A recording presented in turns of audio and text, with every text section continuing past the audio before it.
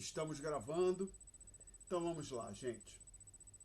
Me corrijam se eu tiver errado.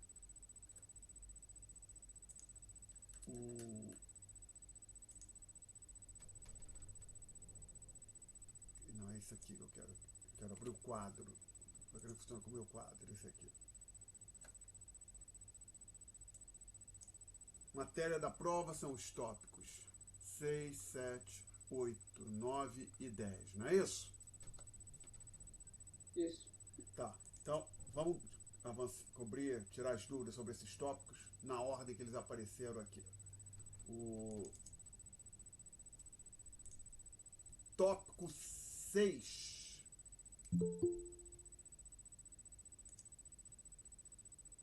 Alguém tem dúvida sobre o tópico 6? Eu não me lembro exatamente qual é o capítulo. Acho que é o 6, é o 17, não é isso? Sim. Isso, de crescimento da moeda e inflação. Alguém tem alguma dúvida sobre as notas de aula ou o material que foi discutido em sala?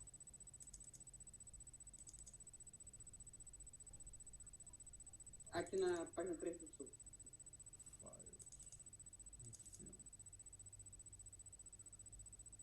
Macro para contabilidade. Ok.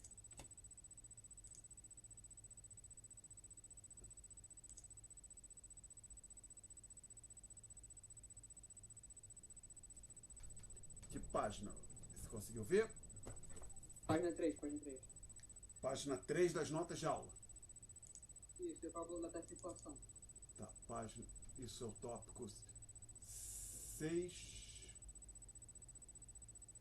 Não é aqui que eu quero olhar. Perdão, que tem mais de um folder aberto. É esse aqui. Notas. Tópico 6, página 3. É nessa página a sua dúvida. Ops, agora tem um helicóptero passando aqui. É nessa página a sua dúvida, Guilherme?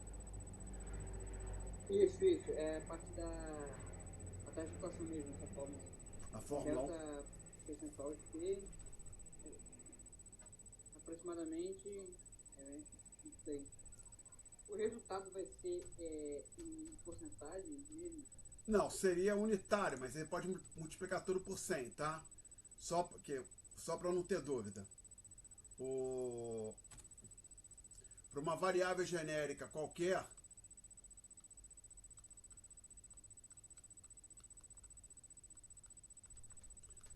vale isso aqui, particularmente para pequenas variações, tá? Só um minutinho que eu não acabei.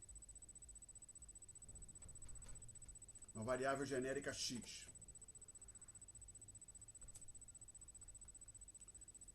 Ou seja, a variação relativa na forma unitária. Obviamente, se eu multiplicar isso aqui por 100, eu vou ter.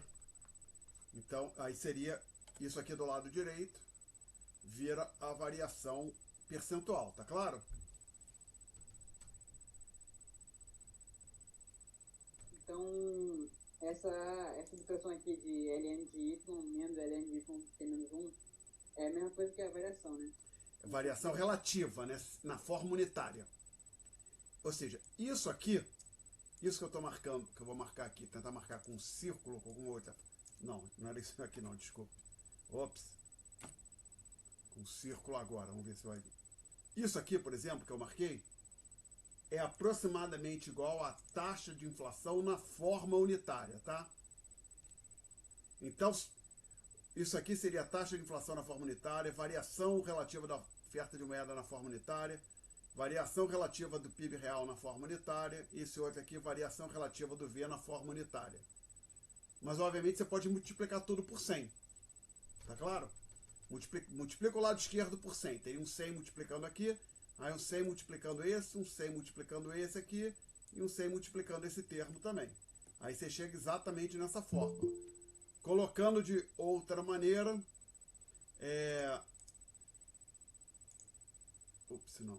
desculpe, admiti um aluno, perdão. Colocando de outra maneira, eu posso ter a Fórmula 1 aqui com as variações percentuais e tem uma expressão equivalente que relaciona as variações na, na forma relativa. Desculpa, na forma unitária, perdão. Na forma unitária. Tá ok? Beleza, beleza. Tá. Mais perguntas sobre o tópico 6, sobre notas de aula ou livro. Tópico 6, lista de exercício. Então, Eu tenho uma dúvida, professor. ótimo, fala, Vitória. Sobre a primeira questão das listas adicionais do tópico 6. Ah, do tópico 6 ainda, tá. Isso. É só questão adicional. Então, Isso. abra aqui. 6, questão adicional. Ok, pode falar. Essa primeira questão eu não entendi, é do acréscimo no produto potencial da economia. Produto potencial da economia também. Produto potencial outra maneira de dizer PIB de longo prazo. Tá? E só um minuto. Desculpe, tem gente entrando aqui. Admitir. Tá. Aí tem uma pergunta aqui no chat. O que acontece com um E? Aí isso é outro tópico, Isabelle. É mais à frente no modelo monetário pagamento, mas uns 2 ou 3 tópicos à frente, eu acho. Peço que aguarde um pouco, tá? Então, nessa questão aqui, acho que é a lista 8, Isabelle. Ocorre um acréscimo no produto potencial da economia. Você está dizendo o seguinte, o PIB muda. Você tem que pensar o que acontece. Então, você tem que tomar como ponto, acho que no gabarito é exatamente o que eu coloco só, mas eu posso fazer aqui essa questão rápida. Você coloca aqui, então,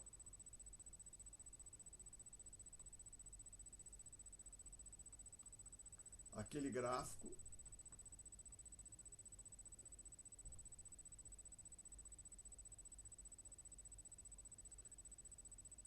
Imagino que você esteja lembrada, Vitória.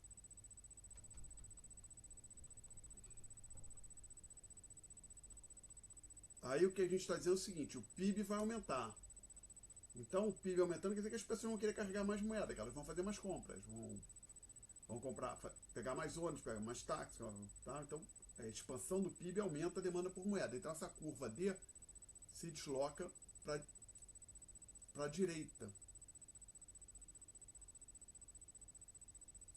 E aí a gente atinge um novo equilíbrio no ponto A2. Aí 1 sobre P2. Que a gente tem então um delta 1 sobre P, essa fração aumenta. Consequentemente, o P cai. E ficou mais claro agora, Vitória, ou ainda não há uma dúvida? Você ainda tem alguma dúvida?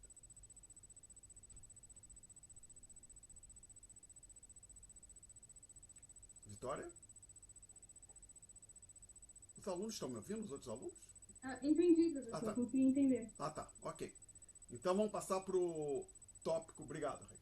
Vamos passar para o tópico 7. Tópico 7.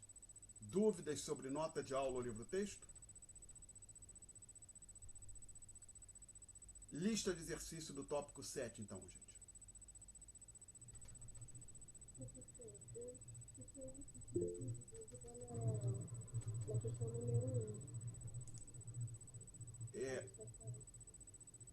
Perdão, tem também uma pergunta aqui do Sidney. Desculpe, deixa eu só fazer uma coisa aqui. Só um minutinho. Sidney, a sua dúvida sobre a lista de exercícios também? Sim, a questão 1. Qual questão? É aquele dá o balanço de pagamento, e depois ele dá o balanço de pagamento, conta capital. O seu é questão adicional. Questão adicional. E a sua dúvida era na questão adicional também, Stephanie? Isso. Era a número 1 também? Isso mesmo. Então vamos lá, com sorte, uma uma única explicação vai sanar a dúvida dos dois alunos. Só que vou tentar localizar aqui, estava falando lista 7, ou seja, Sidney, você estava falando dessa questão aqui, é isso? Isso. Essa Você também, Stephanie? Tá, ok, gente. Ops. Deixa eu fazer, peraí. Quero primeiro apagar esse círculo que eu botei aqui. Ok. Deixa eu tentar talvez diminuir isso aqui um pouquinho, que ficou muito grande. 200. Então vamos lá. Eu vou tentar jogar isso para o quadro. Acho que a gente vai ter espaço. Dar um print screen. Não, fiz errado. Essa. Não é isso que eu quero. Dá outro. Saia. Fecha. Não quero isso. Print screen. Vou tentar pegar aqui. Eu quero. Então, esse aqui. É isso aqui que a gente precisa. Aí, posso fechar aqui. Aí eu posso vir pra cá. Posso apagar tudo. Posso editar. Colar. Aí tentar trazer isso pra cá.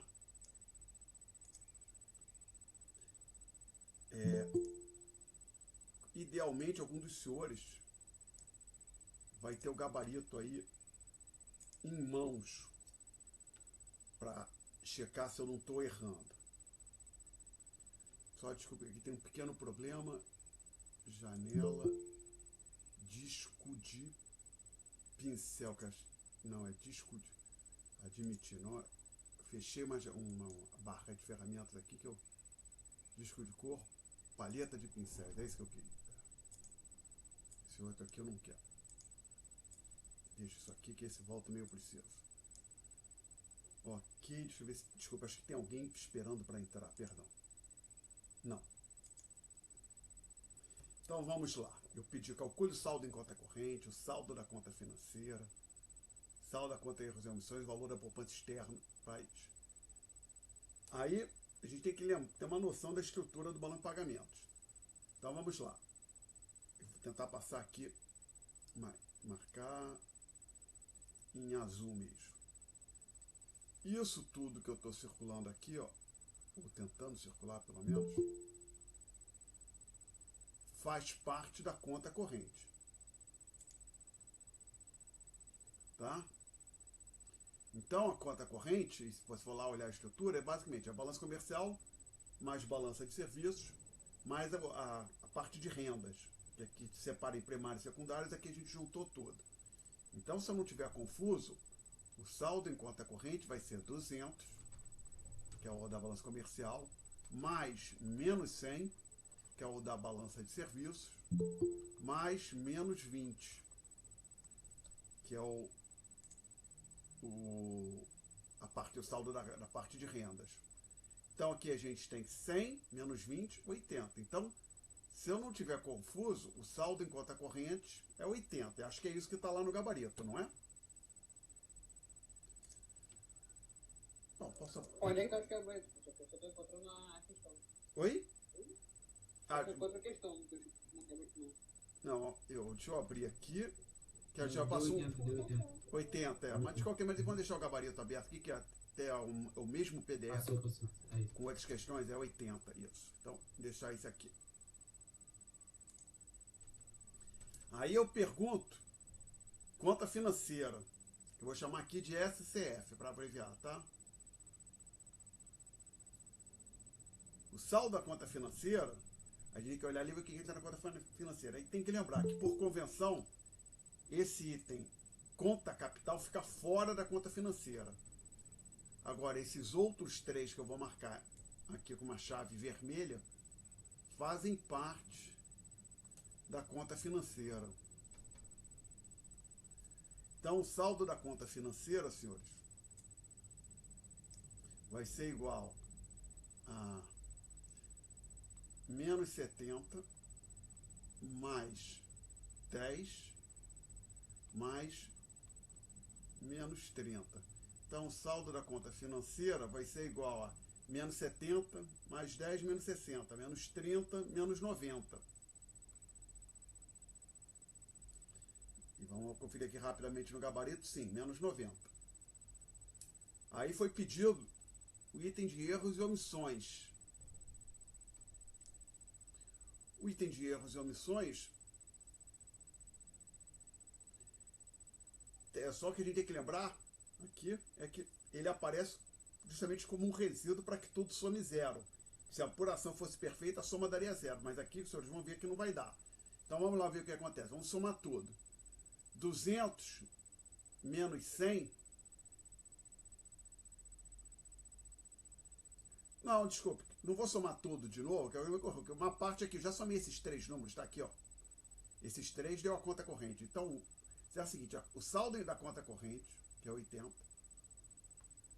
mais a cota capital, que ainda não entrou, que ela não entrou na conta financeira, 2, mais o saldo da conta financeira, mais o item que erros e omissões.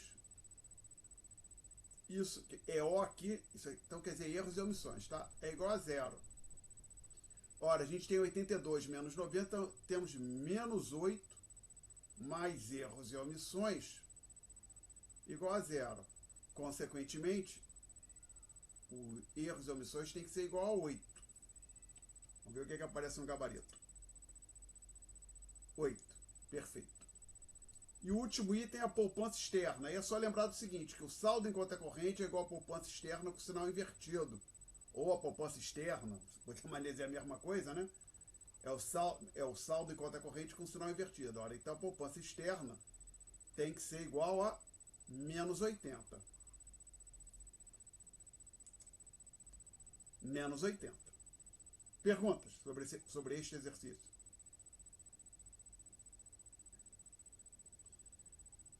Não. Então, aqui a gente,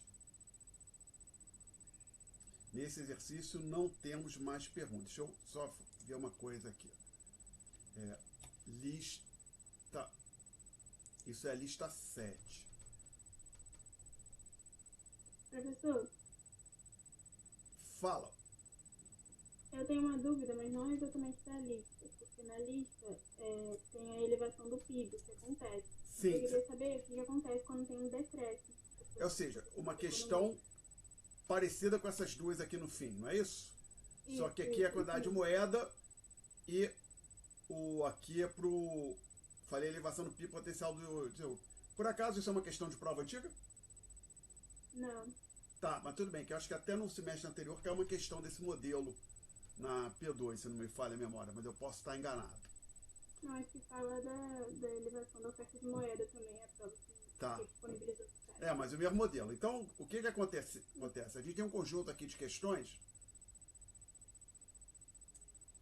a 5, a 6 e a 7.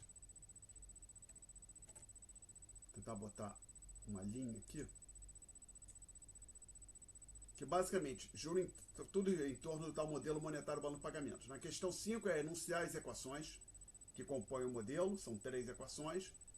Aí obter a equação fundamental, e se obtém quer dizer o seguinte, você pega as 3 que você enunciou, escrever, não sabe, é só escrever.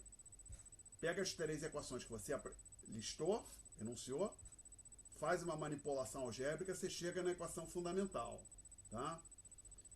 E aí, a questão 6 ou 7, utilize a equação fundamental para discutir o impacto de alguns eventos. Tem aqui no caso, 6. Expansão da oferta de reais, 7. Elevação do PIB potencial dos Estados Unidos sobre a taxa de câmbio. Agora só um minutinho, então. Deixa eu pegar isso aqui que eu quero vou dar um print screen só para botar a equação aqui na nossa frente. Lá no quadro. Então agora eu vou vir aqui para o quadro, vou apagar tudo, vou dar um colar. Então, supõe que você tem essa equação nas suas mãos. E a Isabelle tem uma dúvida um pouco diferente. A pergunta dela é o que acontece se o Y cair, né? Se o PIB potencial cair com E, não é isso? Isso. Tá, então vamos lá. Essa é uma boa pergunta. E lembrando, a gente discutiu isso em sala, só para não ter dúvida. Olhando para a fórmula, você falar o y, lembrando que todas as variáveis ali são positivas, então que se uma delas fosse negativa, o resultado seria o contrário, mas então a gente está lidando com uma fração onde o numerador e o denominador são positivos.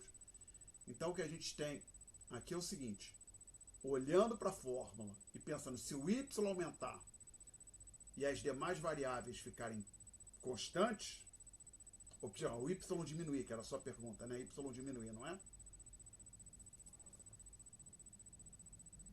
Não é isso, Isabelle? Y diminuir. Isso. O que acontece com E? Então, olhando só para a fórmula, olha, o Y diminui, o denominador diminui, a fração aumenta. Então parece que o E vai aumentar. Só que aí tem um detalhe. Então vamos lá. A nossa conjectura é que isso aqui acontece. Só que tem um pequeno detalhe. Suponha que se o Y aumenta 10%, o Y asterisco dobra por conta do aumento de 10% no Y. Aí não funciona, né? Então a gente precisa ter um argumento para manter, por exemplo, manter as demais variáveis constantes. Então vamos lá. O M e o M asterisco, essas duas aqui, por hipótese, são variáveis exógenas, ou seja, são definidas fora do modelo. Então, a gente pode dizer que elas ficam constantes. A gente está usando a teoria quantitativa aqui na prática. Tudo isso aqui vem da teoria quantitativa também. Uma equação quantitativa para cada país, e a ideia é que o nível de preços de longo prazo, porque a gente tem também a paridade do poder de compra, é determinado pela teoria quantitativa. Então, de acordo com a teoria quantitativa, o V, e no caso dos Estados Unidos o V asterisco, são constantes no longo prazo. Então, o V e o V asterisco não mudam. Resta aqui para a gente se preocupar o Y asterisco. A gente está falando, aumentou o PIB do Brasil, ou diminuiu o PIB do Brasil. O impacto disso sobre o PIB dos Estados Unidos é pequeno ou inexistente. Então, a gente pode perfeitamente assumir que o Y asterisco também não muda. Feita, então, esses comentários sobre o comportamento das outras 5 variáveis que aparecem do lado direito, nós podemos, então, concluir que uma queda no Y faz com que o E aumente. Tá legal? Perguntas? Eu respondi, Isabel? Respondeu. Mas aí, se tem uma elevação no Y, o E também aumenta? Não, aí diminuiria, né? Que é o contrário. Aumentar o Y seria o exercício contrário, né? Que aí se aumenta o Y, o denominador aumenta, a fração diminui, aí o E diminui. Então, essencialmente o mesmo exercício, só muda a direção. Então, nesse caso aqui, você teria uma queda no E. Tá? Ô, Alexandre. Fala, Thiago. E se o M diminuísse, o que ia acontecer? Aí, perdão, então, deixa eu só ver uma coisa aqui. Agora estamos fazendo outro exercício. Então, esses dois aqui a gente já discutiu. Professor, rapidinho, só para tirar mais uma dúvida desse mesmo exercício. É porque no número 7, se eu não me engano, está pedindo a elevação do Y. Não. Gabarito? Só um minutinho. A questão 7, se você olhar com cuidado, é o Y asterisco, tá? Que Estados Unidos é economia estrangeira pra gente. Não é o mesmo não, tá? Então esse PIB Então, potencial do ZU... Asterisco, aí então você eleva olha, aí tem o aumento do E. aumentando o Y asterisco, aumenta o E. Isso. Entendi. Tá? Essa era a minha dúvida. Aí Thiago, e se for o M, o que acontece? Então, a mesma coisa. Parece que se você tiver um aumento do M, olhando só para a fórmula ali, o E aumenta. O nosso problema é as demais variáveis. Então vamos lá. Mudou o M, que é a oferta de moeda no Brasil, não tem por que assumir que a oferta de moeda nos Estados Unidos vai mudar. Então M asterisco constante. V e V asterisco são constantes no longo prazo. E essas outras duas variáveis aqui, que são os PIBs reais, você pode argumentar pelo aquilo que a gente discutiu em outro tópico, chamada neutralidade monetária, que é uma mudança no estoque de moeda, no longo prazo não afeta as variáveis reais, como o Y asterisco. O Y são variação, é o Y asterisco, PIB real dos Estados Unidos, Y, PIB real do Brasil. Então, Y e Y asterisco são variáveis reais, então nenhuma delas é afetada por esse ΔM. Consequentemente, a gente pode concluir que o E de fato aumenta. Ok? Tá, entendi. E outra coisa, Alexandre, se não fosse muito incômodo, você poderia mostrar a manipulação algébrica das equações constituintes para chegar nessa fundamental, por gentileza? Posso. Só um minuto. Só deixa eu fazer então o seguinte aqui.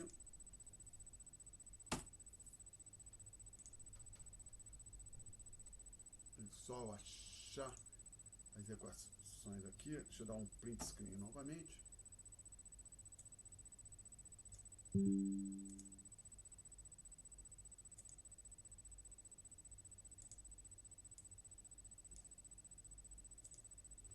Então, o que você faz é o seguinte: pega a equação, a primeira equação, escreve ela desse jeito.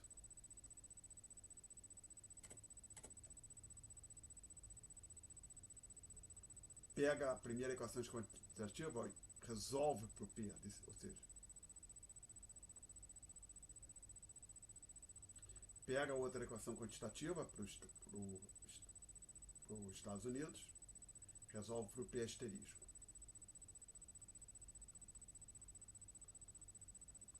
Aí joga esta expressão aqui, esta outra aqui. Você vai ter então que o E vai ser igual a um sinal de fração bem grande. Em cima é o P, né? Y.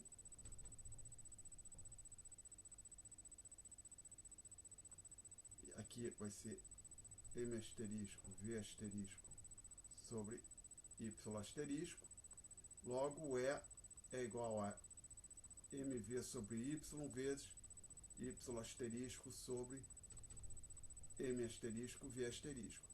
Aí é só uma questão de você agrupar os termos semelhantes para chegar exatamente nessa expressão aqui, tá?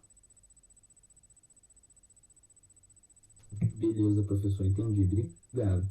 Eu diria que a álgebra não é exatamente o que tem de mais complicado aqui não, né? Assim, isso é uma questão fácil, objetivamente falando, desde que a pessoa tenha feito ela pela uma ou duas vezes na vida. Mas com frequência, quando eu pergunto em prova, o número de alunos que não faz o desenvolvimento é grande. Até porque, inclusive, o pessoal nem se dá conta. Ó. A questão é, inclusive, da lista é... Vamos olhar como é que aparece aqui na lista.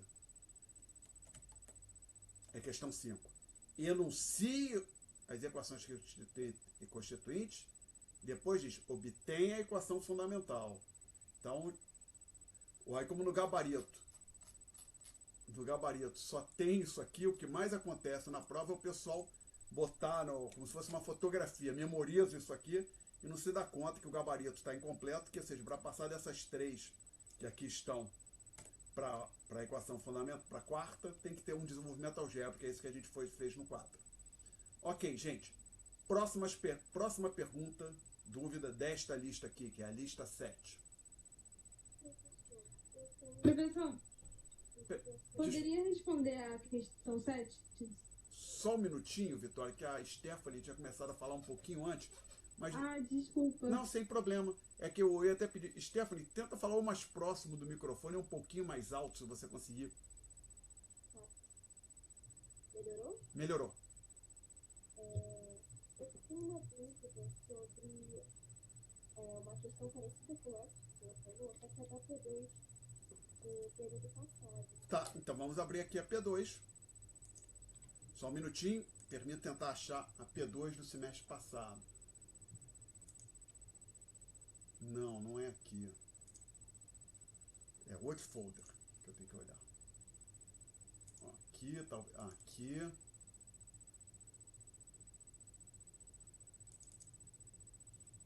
Isso aqui é a P1. Apareceu a P2. Está aqui, você deve estar falando da questão 2, não é? Isso, exatamente. Tá. Qual é a sua dúvida? Então, é que, assim, no caso, ocorreria uma queda de E, né? O E cai, isso. Isso. Só que aí, o que ocorreria com a outras variáveis da equação, no caso? Quais outras variáveis? O argumento... Recapitular a constante? Você tem que... Deixa eu só ver o que... Perdão, que aqui tem um gabarito também. Deixa eu ver o que eu coloquei no gabarito. Tá incompleto. Tá, tudo bem.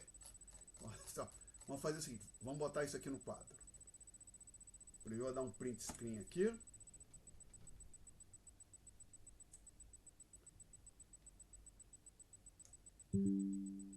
Aí eu vou, perdão, tem que vir aqui, quero apagar tudo. Editar, colar. Aí eu vou vir aqui no gabarito. Espero que caiba tudo lá no quadro. Print screen.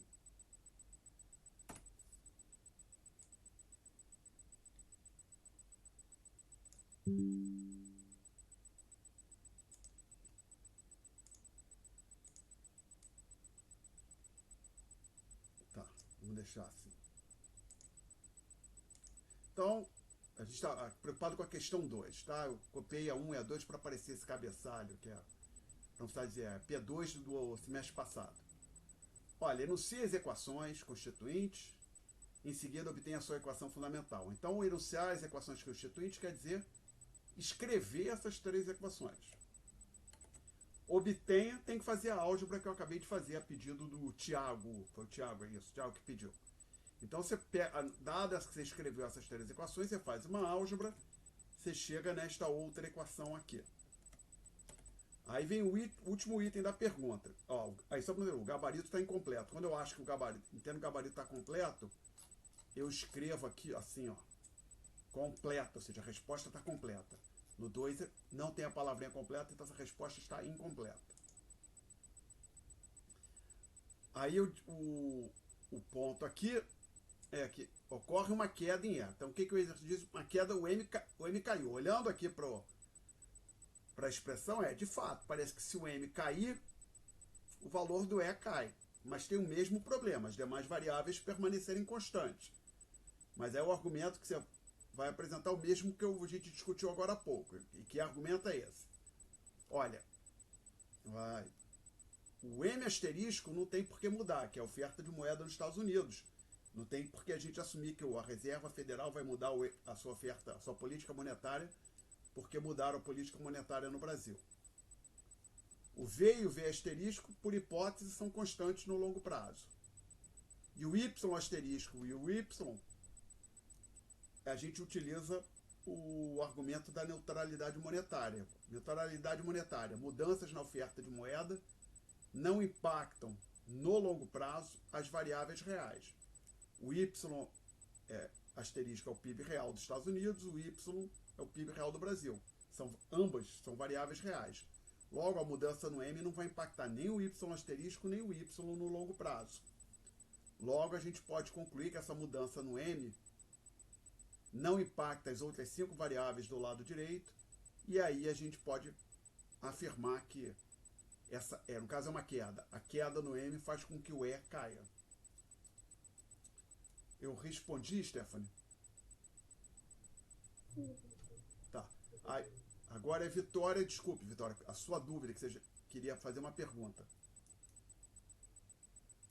É na questão 7. Dessa lista que a gente estava discutindo, né? Da lista 7. Isso. Tá, só tem que fazer um negócio. Imagem. Não, quero arquivo novo. Não quero salvar.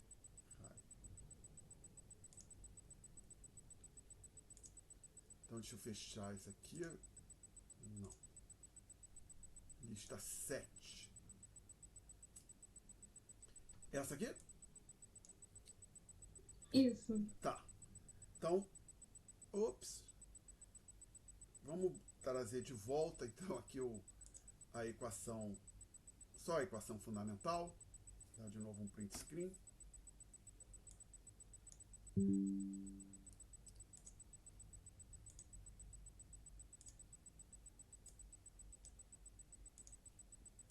E a gente está agora dizendo, o exercício diz que o Y asterisco cresceu.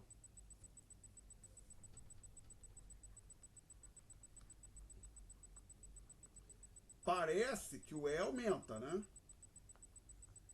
Aí, mas a gente tem que pensar sobre as outras variáveis. Vamos lá. O M e o M asterisco, vamos dizer, são, por hipótese, são variáveis exógenas, determinadas fora do modelo, então vamos assumir que elas ficam constantes. V e V asterisco são constantes no longo prazo. Resta para a gente se preocupar o Y. E aí a gente teria um ponto realmente. Talvez uma elevação no PIB americano acabasse aumentando o PIB do Brasil, né? Aí a gente pode então dizer, olha, vamos assumir que o Y fica constante. Perdão, caiu um negócio aqui que tem que pegar. É a caneta que eu escrevo. Desculpa. Ou então, você também acho que estaria de bom tamanho. Vou assumir que o PIB brasileiro não é afetado, consequentemente, posso concluir que o E aumenta. Ou algo que seria um pouco mais elegante, mas um pouco mais sofisticado, mas leva à mesma conclusão, você pode até dizer o seguinte, olha, assumirei que mesmo que a elevação no Y asterisco impacte o Y, no sentido de fazer o Y crescer, o impacto sobre a fração ainda é de aumentar a fração. Tá? Então, o ponto é como que o Y asterisco aumentando poderia gerar um aumento no Y de forma a diminuir a fração. Seria uma coisa do tipo, o Y asterisco cresceria, digamos, 10% e o Y, como resposta, cresceria mais do que 10%. Aí parece um pouco forte, né? Não parece demais assumir que, então, que o Y asterisco aumentando algo como 10%, o Y aumenta menos do que 10%, de forma que a fração de fato aumenta, tá legal? Eu respondi, Vitória? Ou ainda tem uma dúvida? Então, a elevação do PIB estrangeiro vai aumentar o E. Sim, vai aumentar o E, de fato. E as variáveis, a M não muda, nem V, e o PIB brasileiro pode aumentar. Pode até aumentar, mas a ideia é que não aumenta o suficiente para fazer com que a fração diminui, né? Ou seja, isso, estritamente falando, quer dizer o seguinte, a elevação percentual do Y asterisco é maior que a elevação percentual do Y. Tá? Ah, entendi. Tá, que quando você tem uma fração como essa, para que a fração caia, é preciso que o numerador cresça percentualmente menos que o denominador. Tá? Entendi. Então, basicamente, a gente assume que se o Y asterisco crescer, mesmo que isso faça o Y crescer, o impacto ainda é o de aumentar, de fazer com que a fração como um todo cresça. Tá? Tá mais claro agora, Vitória? Sim. Tá. Então vamos lá, gente. Próxima dúvida aqui desta lista 7. Então parece que encerramos a lista 7. Vamos passar para o tópico 8. O tópico 8, se eu não estiver confuso, já é o capítulo 19, né? Não. Ou é o capítulo 20, né? Sim, é o capítulo 20. A gente pulou aqui neste curso 19. Então, capítulo 20. Dúvidas sobre livro ou notas de aula, ou algo que foi falado em aula. Você só pode falar do efeito de deslocamento... Nossa, calma aí. Efeito de deslocamento da demanda e da oferta agregada, por favor? Tá nas notas de aula, não é exercício não. Tá. Tentar achar aqui as notas de aula correspondentes do tópico... Não é aqui que eu quero nesse folder aqui. Quer dizer, nessa janela aqui, notas. Estamos no 8, né? E basicamente é nessa parte aqui.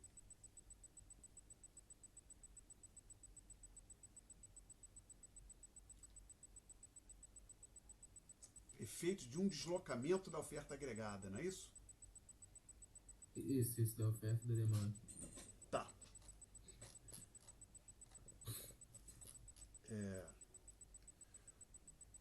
Você pode tentar ser um pouco mais específico sobre as suas dúvidas? A sua dúvida aqui? Sim, é porque tipo, lá no final ele dá, por exemplo, os efeitos de um deslocamento da oferta agregada. Aqui, né? Aí ele dá, no final ele tem as figuras e os gráficos, só que eu não entendi quase nada do que tem nos gráficos lá no final da A A figura 10 que você está falando? Não, não tem. Aí mesmo, nessa lista aí mesmo. Tem uns gráficos lá embaixo. Lá embaixo tem. Ah, tá. Perdão? Perdão, ok. Mas, perdão, só ver o que eu falei aqui. Não, mas a figura 8 é feita. A deslocamento da figura. Não. Essas figuras que eu menciono aqui, ó, não estão nas notas de aula, Sidney. Não estão. Tem que olhar no livro, na página em questão, tá? Então, pera aí, só um minuto.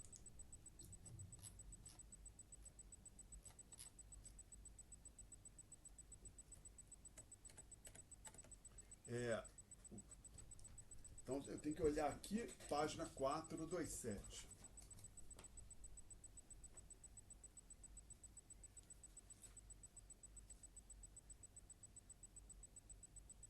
O livro parte de uma figura como a figura 8, página 427, tá? Ele toma como ponto de partida, de fato, uma figura similar a essa aqui. Uma dessas que está aqui, mas só que essa que está aqui não é completa. Então vamos lá. Print screen.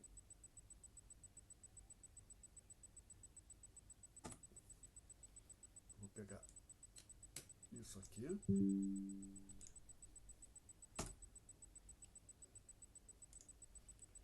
Editar. Colar.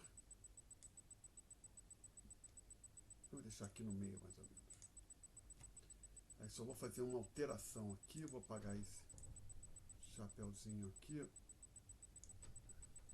E aí vou botar o número aqui. Vou botar em vermelho os números para eu lembrar que eu estou ficar claro que eu estou adicionando aqui nesse momento. Então o que o livro diz é o seguinte, olha, supõe, deixa eu ver para que lado ele desloca a demanda agregada. Ele supõe que alguma coisa aconteceu, que a demanda agregada diminui. Por exemplo, os empresários ficam mais pessimistas sobre a trajetória futura da economia e reduzem o investimento. Então a curva de demanda agregada se desloca para cá. Professor, Oi. a demanda agregada é a soma de todas as demandas da economia, né? Eu não diria que é a soma de todas as demandas, que vai parecer a soma da demanda por batata, a soma da demanda por cebola, não. Demanda agregada é aquilo que as pessoas estão dispostas a comprar e você não obtém essa relação somando demandas por bens, né? Basicamente você poderia pensar, seria olhar o que cada agente quer comprar e você faria o somatório do que cada agente quer comprar de todos os bens, né? Tá? Então, tipo, se ele, por exemplo, a demanda diminui ou aumenta, eu vou usar o gráfico. E quando ele fala agregado e comum, o gráfico vai ser o mesmo, assim, pelo menos. Visualmente é a mesma coisa, mas a gente teve uma discussão que a razão dessa curva ser decrescente, a curva de demanda agregada ser decrescente, a história por trás do fato dela ser decrescente, o argumento, não é o mesmo de uma abordagem de demanda e oferta que vocês viram no curso de Introdução à Microeconomia, tá? Mas visualmente o gráfico é bem similar, tá? Então aí os empresários ficaram pessimistas, a curva de demanda agregada, por exemplo, se deslocou para a esquerda dessa forma. Aí você sai do equilíbrio que tinha no ponto A1, chega no equilíbrio aqui no ponto que eu vou chamar de A2, que agora esse é um equilíbrio de curto prazo, tá? O A1 era o equilíbrio de longo prazo. Então a gente tem uma queda no nível de preços e uma queda também do PIB. Aí só conferir o que mais que acontece só que o livro chama o que eu estou numerando os pontos A1, A2, ele chama de A, B e C. Então depois que for comparar com o livro tem que ter cuidado com esse pequeno ponto. Eu prefiro numerar ao invés de usar as letras. Por quê? Porque fica mais fácil saber, por exemplo, que o ponto P2 está associado ao ponto A. O preço P2, desculpe, está associado ao preço, ao ponto A2. E, inclusive, já identifiquei um pequeno lapso aqui da minha parte. Isto aqui é Y2, tá? Isso aqui é Y2. O Y1 é igual a esse Y barra que eu não escrevi. Então, agora, O que está acontecendo? A gente está no equilíbrio de curto prazo, no ponto A2. Aí a pergunta, o que faz a economia convergir de volta para um equilíbrio de longo prazo? Que não vai ser esse A1 aqui não. Aí tem uma discussão que a gente teve em sala, a ideia é que quando o Y verificado na economia for maior que o Y barra, que é o PIB de longo prazo, a economia está superaquecida, os salários nominais tendem a crescer. Quando os salários nominais crescem, a curva de oferta agregada se desloca nessa direção aqui, para a esquerda. E quando o Y é menor que o Y asterisco, os salários nominais tendem a cair ou crescer mais vagarosamente, pelo menos. Então essa queda nos salários tende a fazer com que a curva de oferta agregada se desloque de curto prazo, né? Para a direita. Então o que acontece? Como a gente está nesse ponto A2, a curva de oferta agregada começa a se deslocar, vou marcar aqui em verde, por exemplo, ela se desloca para a direita e supõe que ela veio para cá, a gente estaria no equilíbrio aqui. O processo continua, ela se desloca novamente. Aí atinge o equilíbrio aqui, mas continua, a gente continua com queda dos salários. O processo continua até a curva de oferta agregada passar exatamente aqui, ó. Aí os salários param de mudar. Então vou ilustrar esse ponto, isso agora que vou fazer em azul.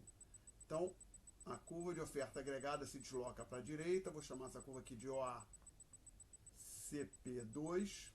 E aí tem um equilíbrio A3, desculpe pela inconsistência da numeração, que esse é o ponto 3 na curva 2, tudo bem. Não muito que a gente possa fazer, porque aqui deveria ser número 1, né? Aqui deveria ser a curva número 1. E aí a gente tem uma nova queda do P, né? O preço agora cai para P3, tá? Então, exceto pela minha dificuldade em desenhar neste quadro, essa figura é similar à figura 8 na página 427. Tá? Ficou mais claro agora, Sidney? Ficou. Obrigado. Tá. Mais perguntas, gente, sobre livros, notas de aula aqui desse tópico que é o 8, né? Lista de exercício 8, gente. Ou outras perguntas do tópico 8. Então vamos passar para o 9. Notas de aula ou livro, tópico 9.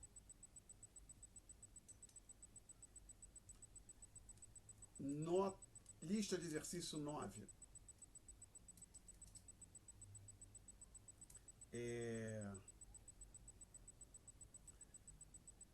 Passar para o 10. Notas de aula, aula 10. Estamos no tópico 10. Lista de exercício, tópico 10. Mas não tem nada. Vocês podem fazer perguntas, gente. Estou aqui para isso. Também. Fala, Stephanie. Eu tenho um livro sobre uma questão racional da outra da 9. Da lista 9? Isso. Adicional ou do livro? Adicional. Permite tentar achar aqui.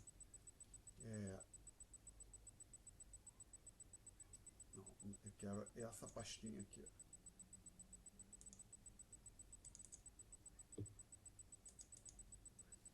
Lista 9. Então deixa eu fechar essa aqui. Não. Isso eu também fechar. Não. A lista está... essa que na verdade é uma questão grande, né? Pode falar. Você quer que a gente faça tudo, um pedaço dela? É a número 5. Tá. Ok. Então vamos lá. A ideia é que a gente... Deixa eu... Vou dar um print screen nisso aqui. Desculpe. Agora tem uma questão da Raíssa. Deixa eu resolver o... Raíssa, como isso que a Stephanie perguntou é da nova, lidar com essa questão e a gente volta, a gente vai para 10, tá? Obrigado, Raíssa. Então, deixa eu dar um print screen aqui, jogar isso pro quadro.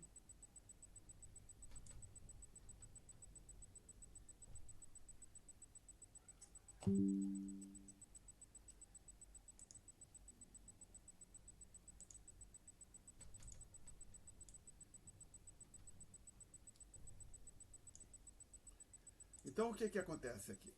A ideia é que a gente parte, antes da questão 1, da ideia de que a demanda agregada tem que ser igual a consumo mais investimento mais G mais EL, e aí a gente apagou o C, desculpe, não, para chegar na 1, a gente disse assim, a gente assume que o consumo, que aqui seria um C maiúsculo, tá?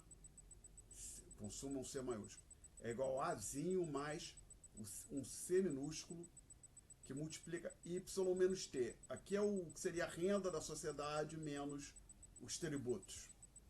O que basicamente seria a renda do setor privado, né? Aí você apaga o C, substitui o C por essa expressão, aí você obtém justamente essa expressão que está aqui em cima no enunciado, tá? Agora, nessa outra questão, que você perguntou a 5, não queria isso. Volta. Perdão, eu só quero apagar o que está em azul.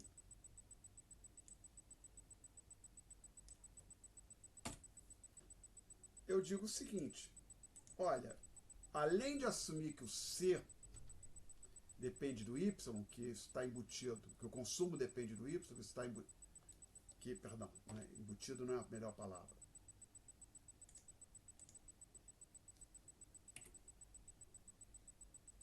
Desculpa, tá com um pequeno problema aqui. Eu acho que se eu bater aqui, ok.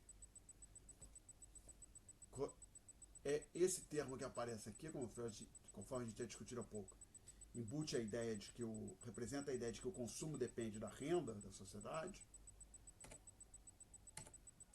A gente vai assumir que as exportações líquidas são dadas para aquela expressão que ali está, um gama menos um beta vezes y. E tem uma hipótese que o zero é menor que o beta, que é menor que a produção marginal consumida. Então, quem seria o YD agora? Seria A mais C, Y menos T, mais I, mais G, mais gama menos beta Y. E aí você, então, agora, basicamente em equilíbrio, o Y tem que ser igual ao YD. Então você escreve aqui Y é igual a A mais C, Y menos T, mais I, mais G, mais gama menos beta Y, e você resolve isso aqui para o Y. Tá? Então vamos tentar terminar aqui. Então a gente escreve assim, Y é igual a A mais C vezes Y menos CT mais I mais G mais gama menos beta Y. Você pode então agora escrever assim, Y é igual a só estou trocando a ordem, mais I mais G mais gama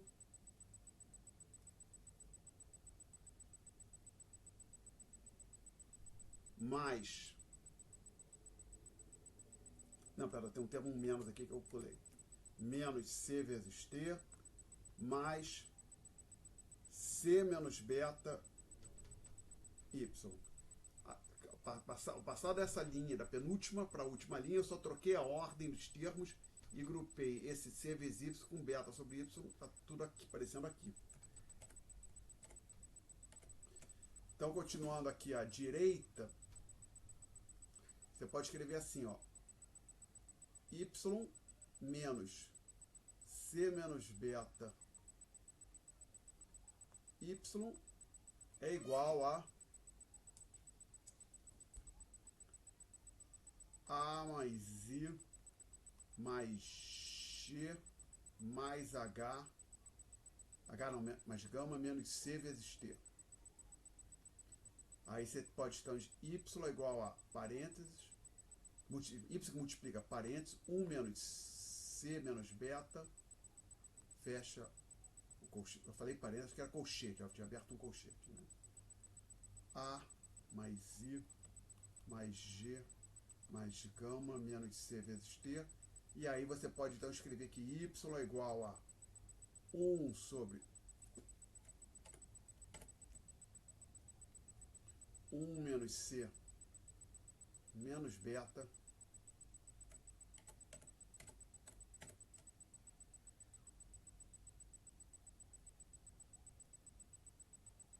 que multiplica A mais I mais G mais gama menos 1 sobre 1 menos C menos beta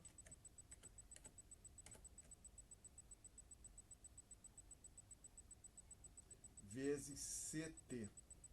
E aí eu acho que é essa expressão que aparece no gabarito, tá? Desculpe pela caligrafia ruim aqui. Deixa eu olhar aqui o gabarito. Para a lista 9.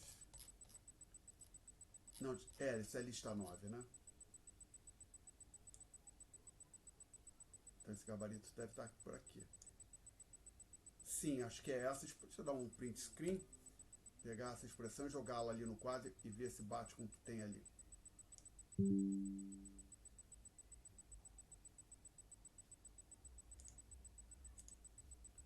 Editar, colar.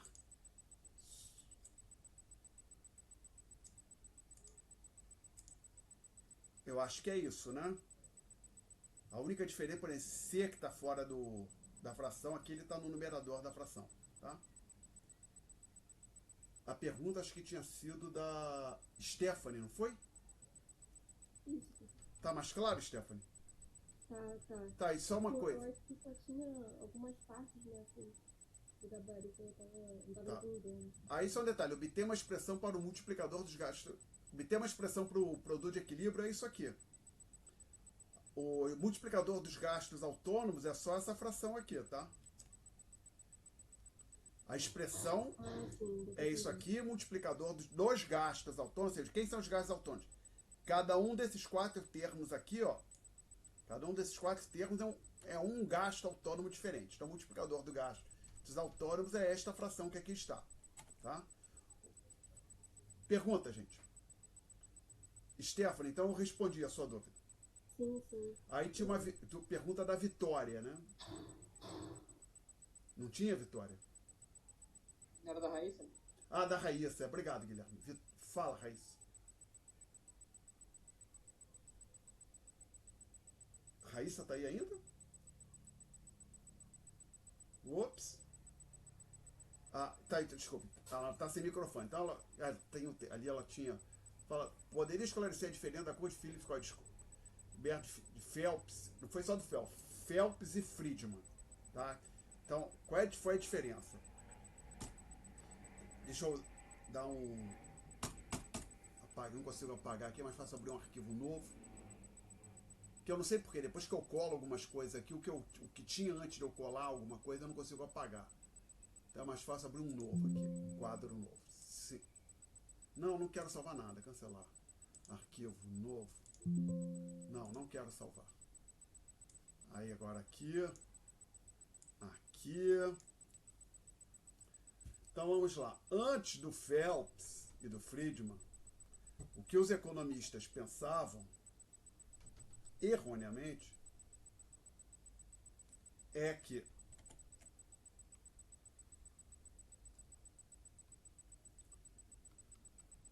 a curva de Phillips era uma relação desse tipo aqui,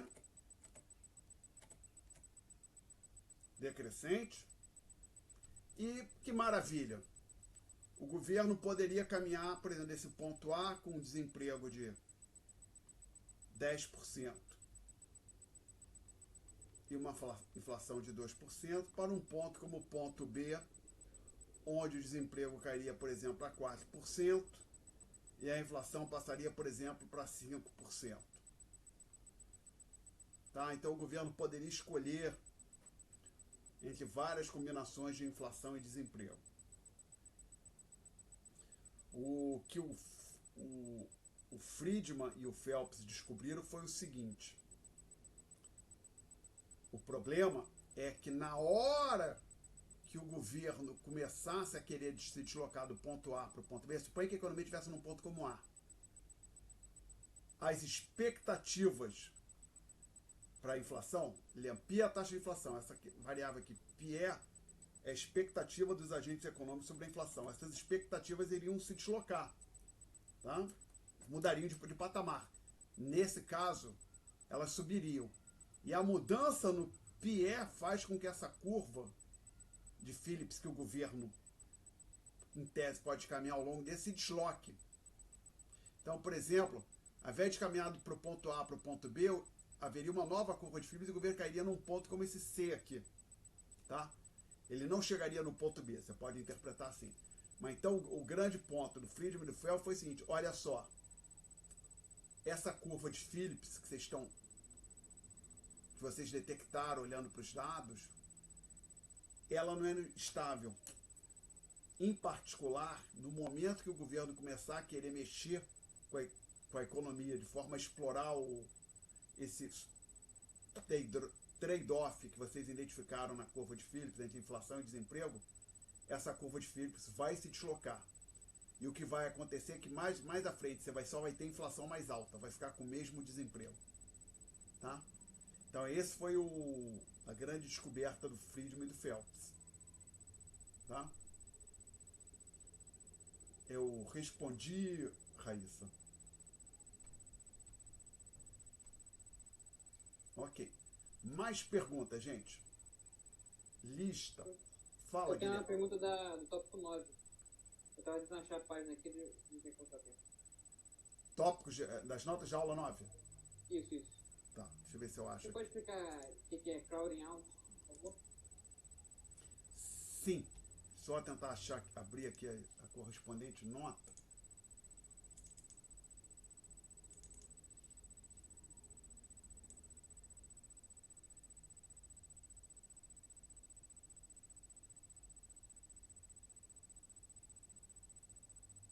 E tem aqui esse detalhe, né? Um certo cuidado, que a palavra deslocamento está aparecendo aqui, mas com um significado distinto, aparece que nesse mesmo tópico, ou tinha sido no 8 talvez. Não, é no 8, que eu discuti hoje sobre o deslocamento das curvas de oferta de maneira agregada. Então essa palavra deslocamento que está aparecendo aqui não é o deslocamento que apareceu no tópico 8, que é falar a curva de demanda, a curva de oferta agregada se deslocou. Não, é outro significado. Aqui foi a tradução para o português, é uma tradução até comum, da expressão crowding out. Crowd out quer dizer enche tanto que expulsa. Então assim, suponha que tem gente dentro de um trem, vagão do metrô lotado, as portas estão abertas e tem gente entrando pela porta da direita, só que está tão cheio que isso vai empurrando as pessoas para fora, algumas pessoas para fora. Transbordamento, então. Oi? Transbordamento. Seria melhor, tá? Do que deslocamento, talvez fosse transbordamento, talvez fosse uma outra tradução. Mas por quê? O que os economistas deram conta em algum momento, que o gasto público ele pode fazer o crowding out do gasto privado. Em particular, até isso a gente discutiu na primeira metade do curso, era aquele do modelo para o mercado de fundos disponíveis para empréstimo. Quando o governo aumenta o seu investimento, isso puxa para cima a taxa real de juros e puxa para baixo o investimento privado. Então tem um crowd out. Quer dizer, o crowd out perfeito acontece que quando o governo aumenta o seu investimento em, digamos, 100 milhões, o investimento privado cai exatamente 100 milhões, de forma que o investimento total fica parado. O crowding out parcial é o governo aumenta 50 bilhões, 100 bilhões de seu investimento, o investimento privado cai, por exemplo, 40 bilhões, tem um crowd out, mas não é o crowd out completo, né? É um crowd out parcial. Então, a ideia do crowding out vem daí. E isso é ilustrado com a figura 5, na página 455. Tenho que olhar aqui essa figura 5, achá-la aqui.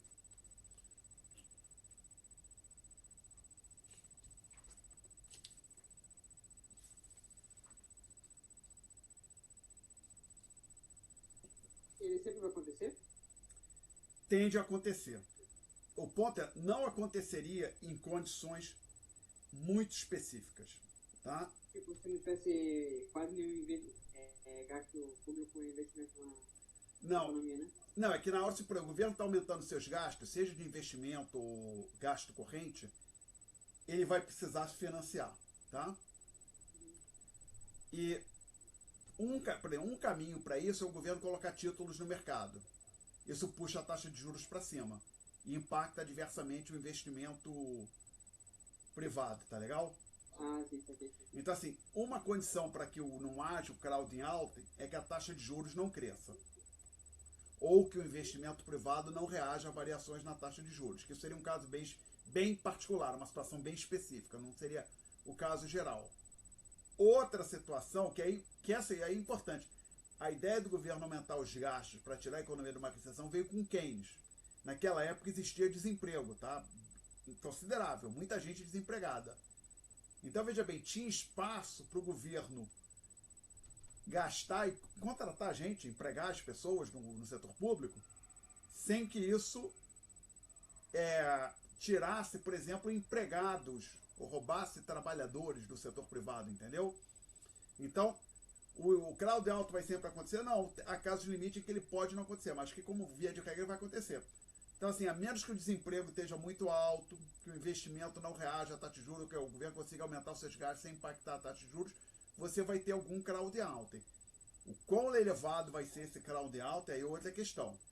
Por exemplo, se a economia estiver superaquecida, trabalhando com desemprego baixo, aí o governo aumenta os seus gastos, aí o crowd out vai ser bem mais forte do que numa situação de recessão, tá?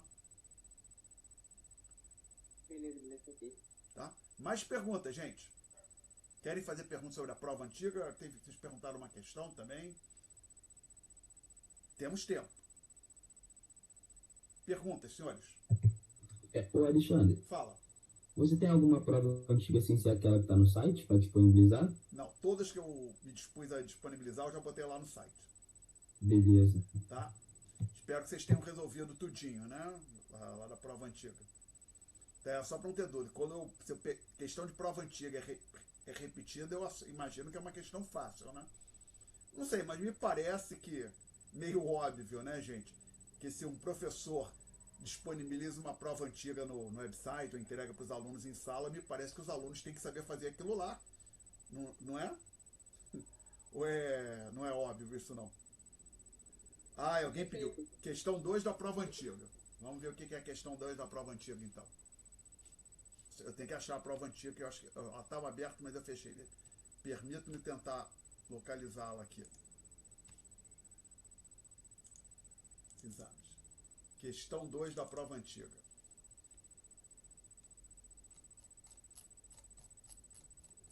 Só para dizer, é a 2 que você...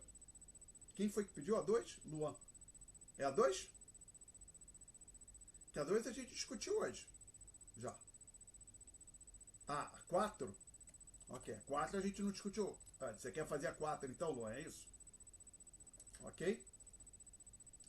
Então, questão 4 da prova antiga está aqui.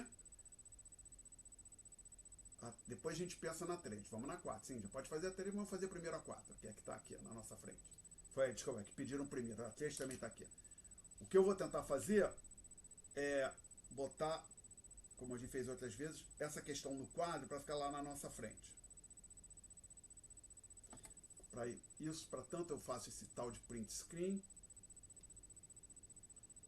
Aí eu faço isso. Aí eu venho aqui para o quadro, editar, colar. Então a gente tem um governo muito bonzinho nesse país chamado Braslândia. E esse governo decidiu que ele vai reduzir o desemprego, tá? Aí, só que a curva de Phillips é aquela que está dada na segunda linha da questão. Aí eu digo, por simplicidade, que as expectativas de inflação sigam a regra que está ali. Ou seja, a expectativa de inflação para este ano é igual à taxa de inflação que a gente viu no ano passado, tá? Isso é uma hipótese simplificadora que permite que a gente faça uma álgebra, tá? Mas só, por simplicidade. Aí a pergunta primeira pergunta, qual é a taxa natural de desemprego? Vou botar aqui.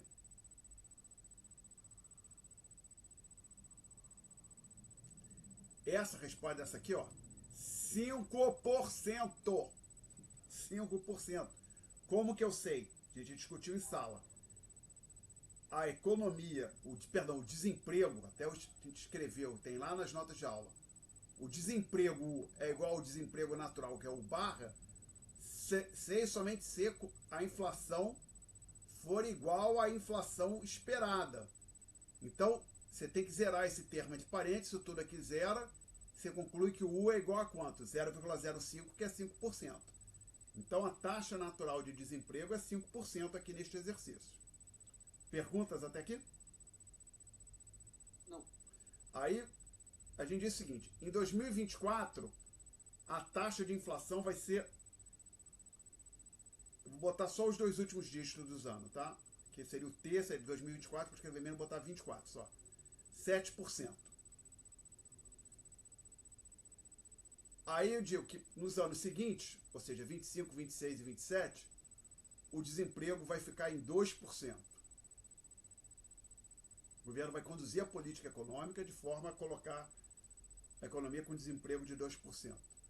Qual será a taxa de inflação nesses 3 anos? 25, 26 e 27. Aí vamos lá. A gente tem que trabalhar com essa equação aqui e com essa outra aqui. Agora eu preciso o seguinte, a questão fala qual será a taxa de inflação. Então a primeira coisa que a gente tem que fazer, a gente tem que pegar esta equação que está aqui e resolver para a taxa de inflação, o PI, isolar o PI. Então a gente escreve o seguinte, 0,2 πt menos πet é igual a 0,05 menos UT. Aí eu vou multiplicar tudo por 5 para isso aqui virar 1. Multiplicando tudo por 5 eu vou ficar com πt menos πet. Ah, e se eu errar aqui me avisem, hein? Multiplicando isso aqui por 5, se eu não estiver confuso, dá 0,25 menos 5 UT. Inclusive, se alguém quiser ir conferir no gabarito, acho que tem se não todo, parte do desenvolvimento no gabarito. Então a gente conclui que πt é igual a πet mais 0,25 menos 5 vezes a taxa de inflação. E aí tem essa outra condição aqui, que eu vou colocar agora aqui. Vou tirar o πt e trocar pela inflação do ano anterior. Então a inflação deste ano vai ser igual à inflação do ano anterior mais 0,25, ou seja, 25%, menos 5 vezes a taxa de desemprego. Só que a taxa de desemprego que o governo quer é 2. Então é 0,02 vezes 5, então a gente chega nessa expressão aqui. Taxa de inflação no ano T é igual a taxa de inflação no ano T menos 1, mais 0,25 menos 0,1. Ou seja, πt igual a πt menos 1 mais 0,15. Agora eu pergunto olhar aqui o gabarito. Conferir. Essa mesmo, né? Tá aqui. πt e mais 0,15. Tá certinho. Aí, então a gente vai ter que agora usar essa equação aqui para achar as taxas de inflação 25, 26 e 24. Olha só, o π de 25 vai ser igual ao π de 24, que está dado, né? 7%, mais 0,15. Ou seja, o π... peraí, quero descer aqui. Então, o π de 25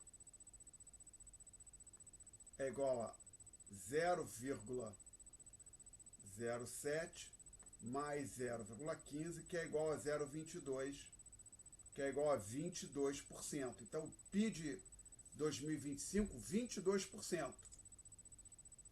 Que é que aparece aqui, ó. Aí você faz algo parecido para os outros anos. Fazer aqui 26. Aí o outros anos fica para vocês conferirem depois. Fazendo esse espaço que sobrou aqui, ó. Vou somar 15%, né? Tudo. Basicamente, como alguém já percebeu, é só sair somando 15%. Você pega esse aqui, soma 15%, você vai concluir que o PIB de 26 é 37%. Tá? Basicamente, se você não viu, faz o seguinte, que o PIB, pegando essa equação aqui, o PIB de 26 é o PIB de 25 mais 0,15. Continuando aqui, que está aqui não cabe.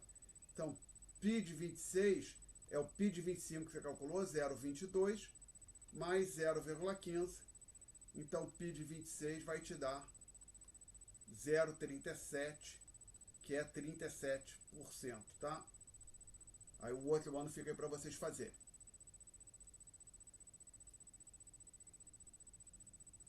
Tá. Agora que eu vi, tinha uma pergunta do Luan sobre o 0,1, já está respondida. Então, essa questão aqui, gente, vocês ainda têm dúvida? Aí tinha o pedido a 3 também, né? Então, vou tentar atacar a 3 aqui.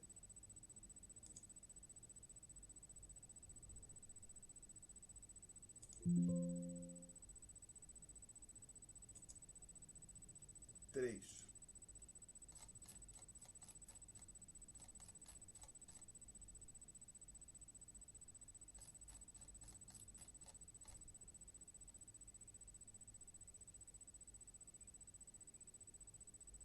Print screen.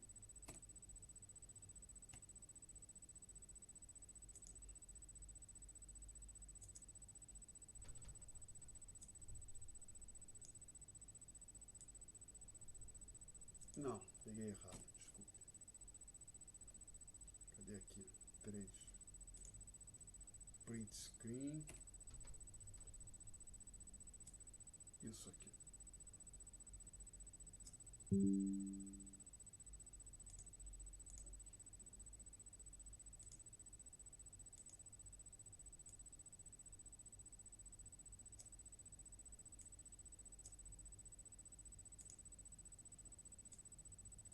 Então, o que acontece? Economista está em aquele longo prazo, modelo de oferta e demanda agregada para discutir o impacto de curto e longo prazo de uma expansão do gasto do governo sobre Y e P.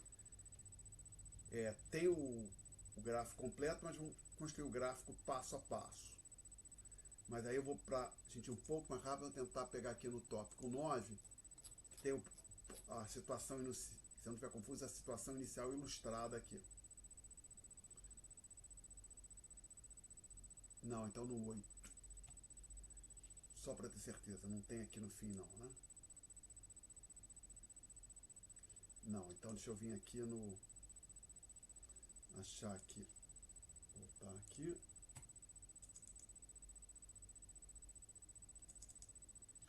Isso aqui, quero pegar essa figura, dar um print screen nessa figura, colá-la no quadro.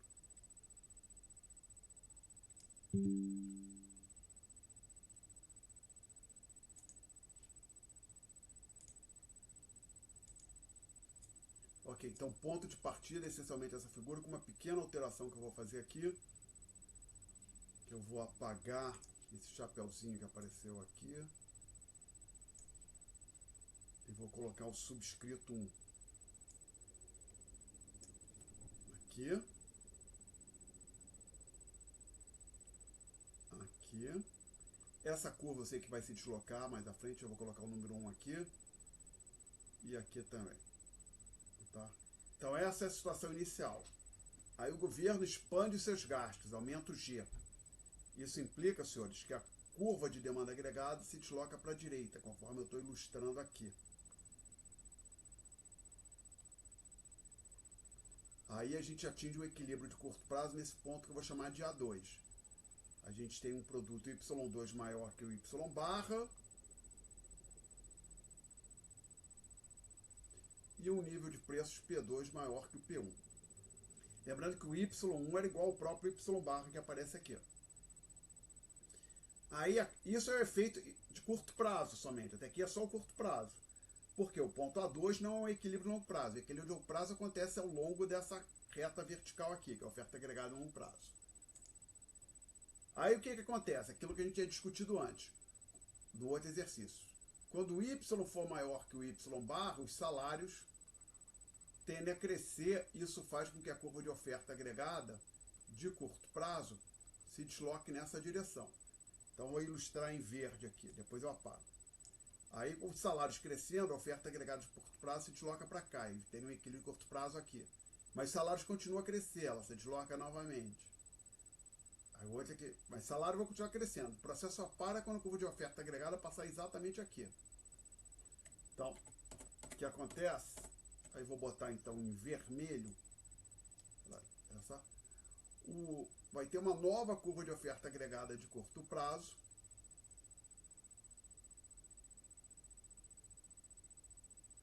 Que vai passar, que é essa vermelha. Aí tem um novo equilíbrio que eu vou chamar de A3. E aí você tem um nível de preços P3, tá? Então, o que acontece? No primeiro momento, quando você passa do ponto A1 para o ponto A2, o Y e o P aumentam. Aí, em seguida, tem uma nova rodada de aumento de P. O P passa de P2 para P3, mas o Y retorna para o patamar inicial, Y barra. Tá? Aí, quando vocês forem olhar o gabarito, vamos só olhar o gráfico que aparece aqui no gabarito da prova. Vamos ver se eu consigo colar esse gráfico ali. Até para a gente comparar. Deixa eu fazer aqui. Print screen.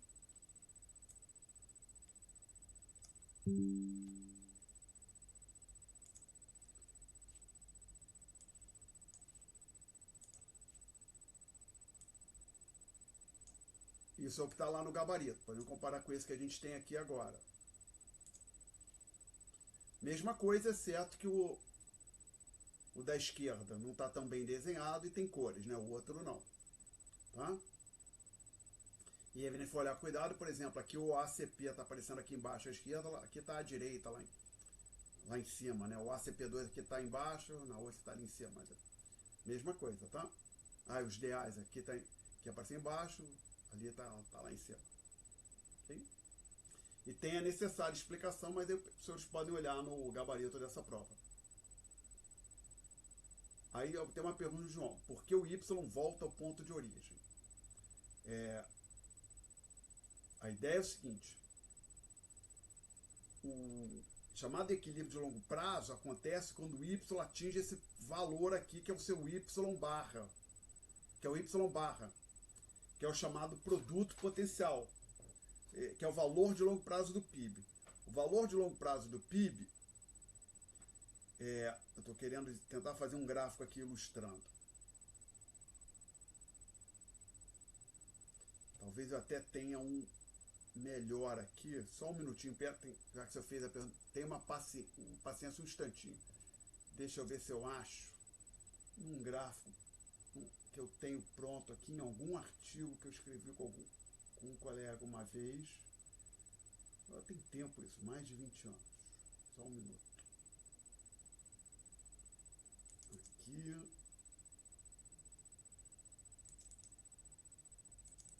Deixa eu ver se eu acho isso aqui. Estudos econômicos. Acho que aqui vai ter.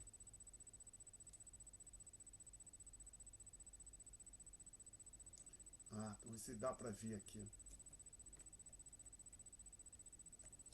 Aumentando um pouquinho, talvez dê para a gente ver. Eu não sei se ficou muito claro, não.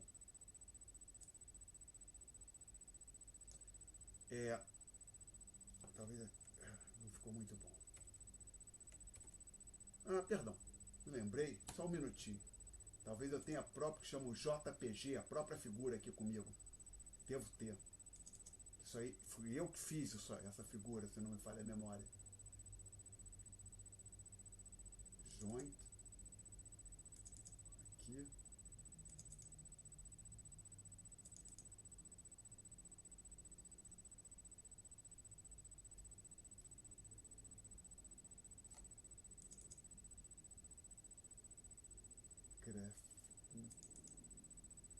Ahá! Eu tenho. Aparece melhor, tá? Gente, isso aí são dados do PIB brasileiro. A escala da esquerda não está dito aqui, mas é o logaritmo natural, tá? A linha azul, todo mundo está vendo que tem uma linha azul e uma linha verde? Dá para ver? Então, olha lá, a linha azul é o valor do PIB, o que foi, a gente viu, o que o IBGE ou outras pessoas, que ela é até assim, antes de 1950 não foi o IBGE. Na verdade, acho que o IBGE fez 44, estimou o PIB de 45 e diante. Mas, por exemplo, esse pedaço inicial aqui foram outras, não, foram iniciativas individuais. Cláudio Contador, Raymond Goldsmith, um americano.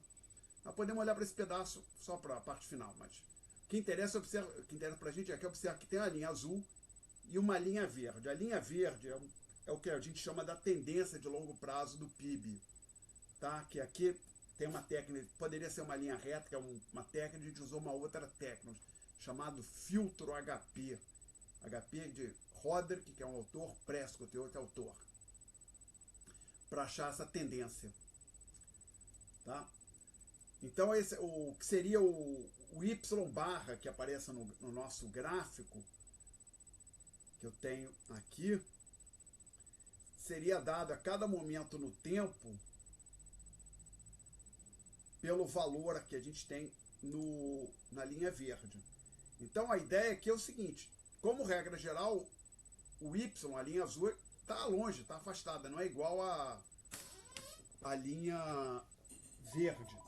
Desculpe, gente, o telefone tocou aqui. Botei ele dentro daqui, para ele não atrapalhar muito, perdão.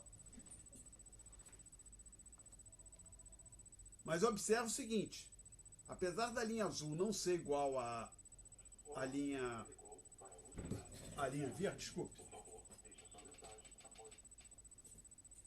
Apesar da linha azul não ser igual à linha verde, a linha azul não foge da linha verde, tá claro? Então a ideia é o seguinte, a economia ela tende para a linha verde, o PIB tende para a linha verde, a linha azul tende para a linha verde. E até como eu discuti em sala, se a gente parasse de ter choques na economia, não tivesse mais guerra na Ucrânia, não tivesse mais pandemia, não tivesse um fenômeno climático que derruba a produção agrícola em alguns países, depois de eventualmente, a linha azul seguiria a linha verde direitinho, e não haveria desvio do Y barra, tá? Mas aí, ó, o que a gente faz aqui é o seguinte, chegamos aqui nesse ponto A2, o fato é que a economia tende para o Y, o PIB tende para o Y barra, aí qual é a força que vai puxar a economia para o Y barra? Esse deslocamento da curva de oferta agregada de curto prazo, tá? Então, pode pensar assim, essa passagem no ponto A2 para o ponto A3 que a gente discutiu aqui, ela ilustra de forma simplificada o fato de que não acontece, por exemplo, vou tentar fazer aqui, mostrar como não acontece da linha azul fazer fim para cá, não sei se você consegue ver a mão, a linha azul vir, embora a linha verde ficar subindo, a linha azul vir para cá, tá legal? Ok? Eu tinha sido a pergunta do Lucas. Não, do João. Então a ideia é a seguinte: o Y efetivo oscila em torno de uma tendência. Tá? O que ele faz ele voltar? Pensa assim, o desvio dessa tendência acaba sendo um fenômeno transitório. É um momento que a política monetária foi muito folgada, um fenômeno como transitório, como a pandemia que a gente teve. Ou, às vezes, você tem também choques positivos. Por exemplo, suponha que tem um país que é exportador de petróleo e em algum momento o preço do petróleo sobe. Isso puxa o PIB desse país para cima. Mas o preço do petróleo subiu muito. Daqui a pouco o preço do petróleo vai cair e vai puxar o PIB para baixo, tá? Mas o preço do petróleo não vai ficar lá embaixo para sempre. Daqui a pouco sobe de novo e puxa o PIB para cima. Eu já respondo, Lucas. João, a sua pergunta está respondida? Agora o Lucas, o que pode causar uma mudança no produto potencial da economia? É o fenômeno do crescimento de longo prazo. O principal é o avanço tecnológico. São novidades que chegam, que surgem, que permitem que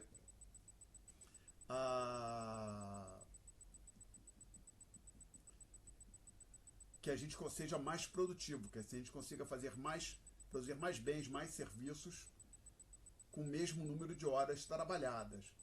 Um exemplo, um evento como esse que nós estamos tendo, essa aula remota no domingo, até coisa de uns 3, 4 anos, não, se fosse possível, não era tão difundida, né? Mas pode pensar assim, o Google Meet já existia, mas vamos pensar o seguinte, há 20 anos não tinha o Google Meet, já existia a possibilidade de videoconferência pelo Skype, mas você acha que seria para 2, 3 pessoas. Aqui no momento a gente está com, não sei, nem sei quantos alunos, tem 11 alunos, na verdade deve ter uns 10, professor e mais 10, alguma coisa assim.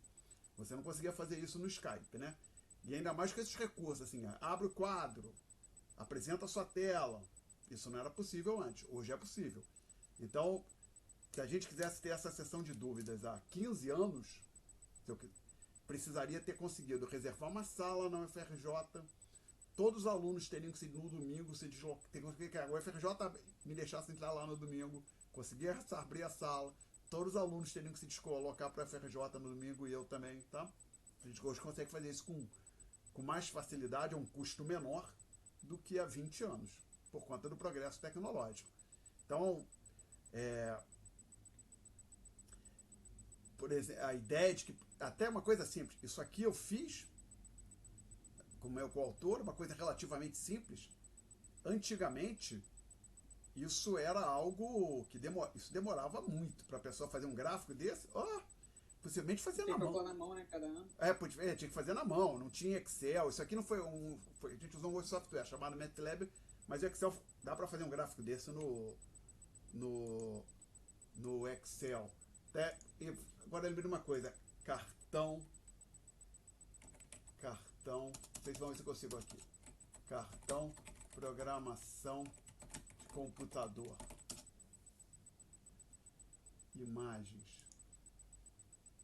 não, cartão, não, é cartão que eu quero, cartão,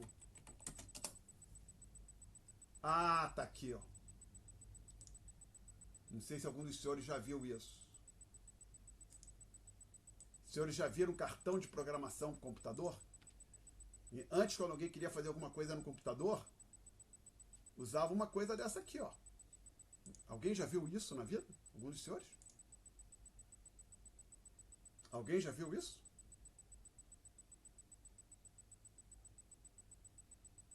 Não, né? Ainda bem que não. Mas assim, não tinha esse negócio de Excel, não. Alguém ia trabalhar no computador, ao invés de tinha que furar um negocinho desse, enfiava num canto que lia e fazia alguma coisa. Isso eu não cheguei a usar, tá? Isso aqui eu não cheguei a usar. Então, mas eu não. De onde você tirou isso? Fiz uma busca. Cartão, programação, computador. Outra. Então, assim, você usar um computador era algo bem incomum. Por exemplo, a ideia da pessoa ter um computador em casa, como a gente tem hoje, um desktop, um notebook, foi algo que começou a aparecer na década de 90. Então, digitar texto, eu fiz curso de datilografia. Em 1986 eu fiz um curso de datilografia, usei máquina de escrever, tá?